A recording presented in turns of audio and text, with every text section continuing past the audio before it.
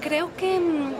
lo interesante de hacer una mirada de tiempo largo sobre la educación es poder ver cómo hay unas continuidades que son sorprendentemente prolongadas en el tiempo. Una de ellas es la de que cuando se crea la escuela nacional, es decir, la escuela pública dirigida no solamente a las mujeres de la élite, sino sobre todo a las mujeres de las clases medias y en general, digamos que tiene por objeto todos los grupos sociales,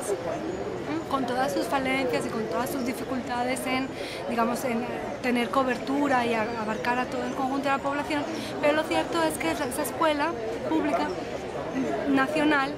del siglo XIX va a reproducir durante mucho tiempo los mismos parámetros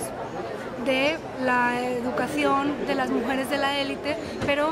no de las mujeres que cuestionaban el modelo, ¿sí? Que no se va a ver afectada por esa línea de la querella de las mujeres, de la reivindicación de otro tipo de educación para las mujeres,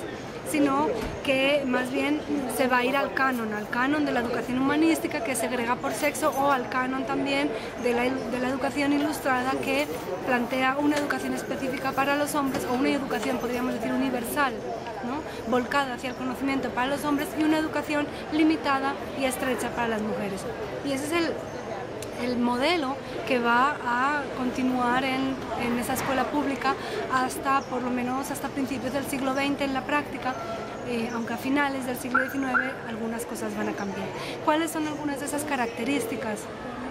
de esa escuela nacional? Bueno, en primer lugar, entonces, esa segregación clara por sexo, es decir, se va a dar una educación conforme a lo que se espera, lo que se presupone que son los roles sociales de los individuos. Y como a las mujeres se les ha asignado el rol hogareño, a las mujeres de la élite, también a las mujeres de los estratos no de élite, de los estratos medios y populares, también se les va a asignar ese rol doméstico. Sí, aunque no sea cierto, aunque las mujeres de los estratos populares tengan la necesidad de salir a trabajar como sirvientas, como campesinas, etcétera, pero da igual, no importa. Es decir, lo que importa es seguir el canon, ¿no? Ese canon de la educación humanística, ese canon de la educación ilustrada. Por la otra parte, el aspecto, digamos, de la importancia de la segregación por la cuestión del pudor y de la moral sexual, ¿sí? Eso va a tener una trayectoria extraordinariamente larga. La educación de las mujeres debe dirigirse especialmente a cultivar la virtud de la castidad, la virtud de la moderación sexual. Y eso es, digamos, no es subvertido, no es cuestionado, sino hasta después de la revolución sexual, es decir, después de los años 70, ¿no? De 1970. Y el tercer punto, digamos, es de alguna manera convertir la maternidad social en un canon específico para las mujeres. Convertir la maternidad social significa que todas esas funciones domésticas y maternales de las mujeres como educadoras y de la crianza de los hijos y digamos del guardar el hogar y de ser las responsables por el hogar, no solamente se va a considerar que es algo que se aprende en la casa, sino que se va a convertir también en algo científico. Se va a llevar, digamos, a las aulas y se va a convertir en un estándar de la feminidad, de manera que se va a divulgar como algo propio de las mujeres. De ahí surge esa idea de que cuando las mujeres digamos, alcancen, ¿no?, a llegar a los escalones superiores de la educación, a la educación media, a la educación superior,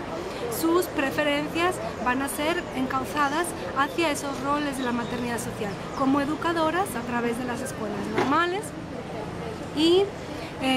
como trabajadoras sociales y digamos todo lo que tenía que ver con asuntos que tenían que ver con el servicio, con la economía doméstica, con la asistencia, asistentes de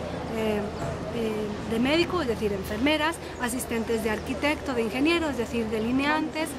instrumentistas quirúrgicas, es decir,